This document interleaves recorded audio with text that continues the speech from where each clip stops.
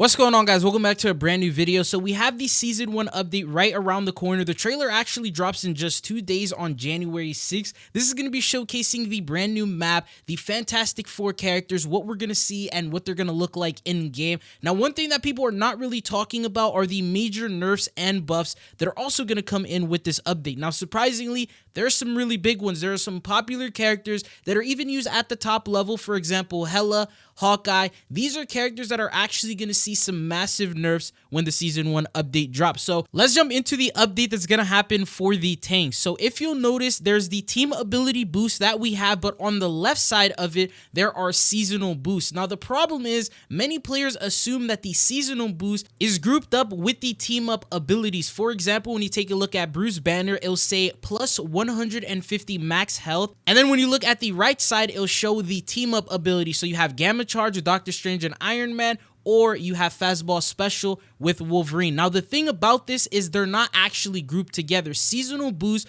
are just boosts that you will have at all times. It doesn't matter what character someone on your team picks, so there doesn't need to be a Wolverine, no Iron Man, or Doctor Strange for you to receive this bonus. Now, if you don't believe me, I actually went ahead and tested this out. When I jumped into a game and had the team up boost active with a fellow Iron Man on the team, you'll see that the HP was 200 for Bruce Banner and then 800 when I transformed to Hulk. Well, I actually went and left that match, jumped into the range, into a practice area, and then put on the Hulk once again, and he also has the plus 800. So he will have that boost no matter what character is picked, and that's just something that they do every single season. Now, the problem is this is going to be going away once season 1 begins, because there will be changes to the seasonal boost for season 1. They're going to probably remove it from some of the characters and give it to other heroes. So, for example, as we talked about with the Hulk, and he got 150 HP. Once season 1 begins, that means he's going to be nerfed and his HP is going to fall to 650 HP. Now, this actually follows the same pattern for a couple of other characters. For example, in terms of the tanks, Venom also has this 150 HP boost.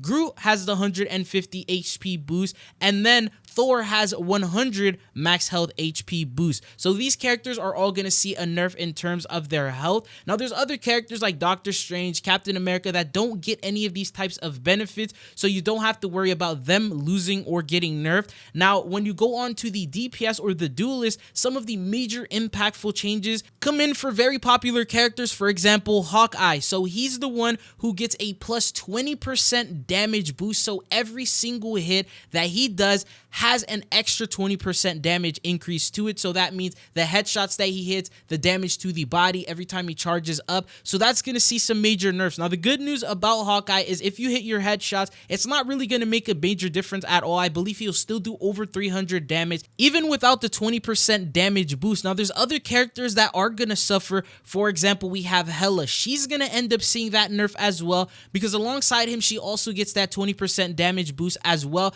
but she doesn't get the one shot to the head, so it's going to be a major drastic decline in terms of how much damage she'll be able to deal. There's also a couple of other duelists that have the same sort of issue. For example, Magik. When you take a look at her, she gets a 15% damage boost for all her attacks. Now, the thing about her is that she doesn't have long range, so it seemed like this was just a part of her abilities. If she can get up close, then she could punish the opponents, but it looks like they're actually going to remove that damage boost, and I feel like this could actually very, very well nerf her to the ground.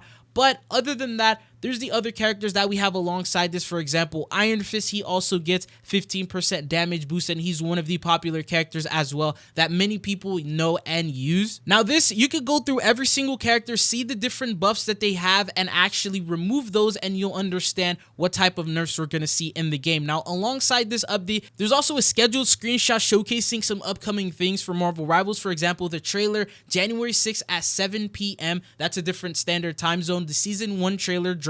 Then on January 7th at 3 a.m., they have the Dev Vision. So this is going to be a video they drop to cover what their future plans are and what intel they'll give us, letting us know what's going to happen with Marvel Rivals in the future. And then under that, they mentioned the buffs and the debuffs. So Hela and Hawkeye, as we mentioned, and you saw the boost that they got, is going to be removed, so they're getting a nerf. And then you have the buffs. So Venom, Captain America, Wolverine, Storm, and Cloak and Dagger seem to be getting some sort of bonus boost for the season 1 update. There's probably going to be other characters as well. And then they also mentioned January 7th, there will be a Mr. Fantastic PV. So that's the current scheduling and what it's looking like at the moment. But what are your thoughts and opinions on what you're seeing here so far? Do you think that Hela and Hawkeye need to be nerfed in the game, or at least the boosts removed? I personally think that on top of these different boosts that they're giving in the Season 0 update, they may make additional changes on top of that. If there are characters that just have not been performing as well, I'm thinking the devs may end up doing some updates, altering them,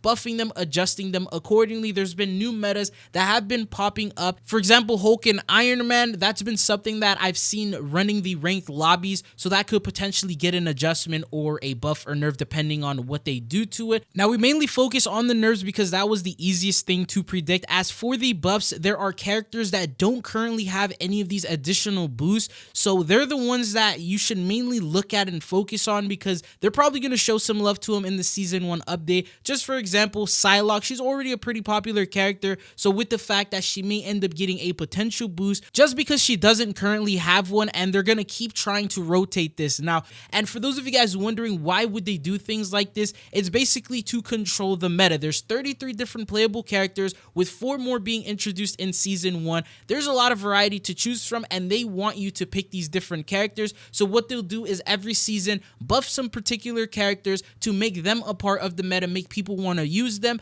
and give them additional benefits, and then swap them out every single season. So you'll notice right now with the pros, the higher tier players playing Hawkeye, playing Hela, there's the reason why they're playing these characters, and that's because they have this boost. If it wasn't for this boost, then we would probably see different characters as a part of that meta, and that's going to get adjusted every single season. So that's what it's looking like Marvel Rivals is currently working on and what they're doing at the moment. Another thing that I can probably expect is the new characters are more than likely also going to receive some sort of boost and benefits as well. Now, unfortunately, leakers haven't revealed if there will be any of these. We did get team up abilities, but at the moment, no mention if these characters are going to follow the pattern of having an extra boost, extra benefit to the damage, extra movement boost, health XP. We're not entirely sure, but we're going to see some adjustments here. Let me know down in the comments, do you think this is a W or an L doing seasonal boosts like these, or buffs and debuffs to different characters? Do you think that will encourage people to play more tanks, more support, rather than an entire lobby just auto-locking DPS?